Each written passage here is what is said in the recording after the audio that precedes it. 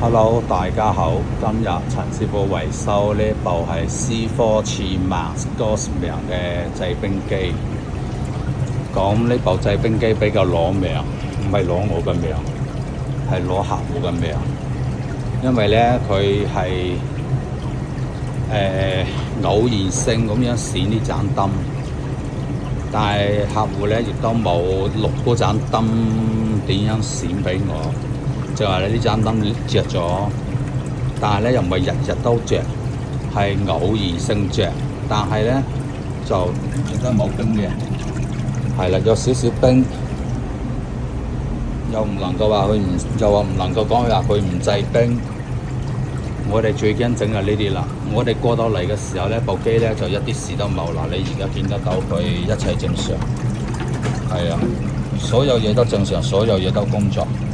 但係最大嘅問題就係話佢唔知幾時發神經，一時着一時唔着，着咗嘅時候就製唔到冰。但係尋日開咗機之後，着到而家都未停過機，所以我哋維修最驚就呢啲啦。過到嚟嘅話咧，佢就冇事。你唔喺度嘅話咧，佢就有問題。所以你話係咪頭都大晒？咁而家就憑你嘅經驗去估。係啦，好似善良佬咁樣屈下手指估邊度咧？咁大佬點估啊？有時呢啲嘢你估錯咗，你要負責㗎。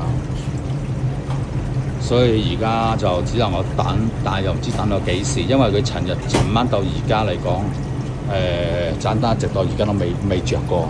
講我屋企呢度都半個鐘啦，盞燈都未着過。係啦，仿似一切正常，但係又唔覺佢有問題，咁所以有時有啲客喺電話度，師傅你估啊，你估我部機壞乜嘢啊？大佬，如果咁犀利嘅話，李嘉誠嗰位一早我就咗啦，使鬼俾李嘉誠就咩？係咪？我估下都估得到嘅話，咁我都唔使咁辛苦啦，係嘛？坐度硬嘅咁樣收錢咪算咯。我覺得反正都估得中下期六合彩開乜嘢啊？下期嗰啲馬跑邊隻跑第一，咁我都估到啦，咁我仲使咁辛苦咩？係嘛？部機好乾淨，冇塵，冇灰塵，入水正常，製冰正常，抽水正常，水位正常。嗱，而家摸呢條管嘅話，見到水之後，佢亦都係製冷正常，亦都有風，係啦。所有一切嘢都正常，所以大佬以後唔好叫我估啦，因為估係要負責㗎，估錯咗，你到時有呢個問題，你又要我重新幫你維修過。就算我估高啲價錢，將個價錢估高啲嘅話，你又未必能夠接受。最笨柒就係咁樣啦。我維修師傅肯定估高，唔好估低啦，大佬。本身700蚊嘅嘢，我肯定估到2000蚊啦，係咪咁講啊？所以大家就維修嘅時候唔好成日話，你估下幾錢啊？你預計下幾多錢啊？你話俾我知大概幾多錢啊？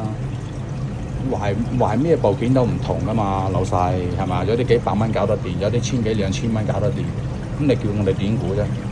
但係肯定一樣嘢就係話，如果當嗰個維修價值，我覺得超過咗嗰部機值得維修嘅地方嘅話，我亦都會叫客戶唔好整啦，直頭換部新機。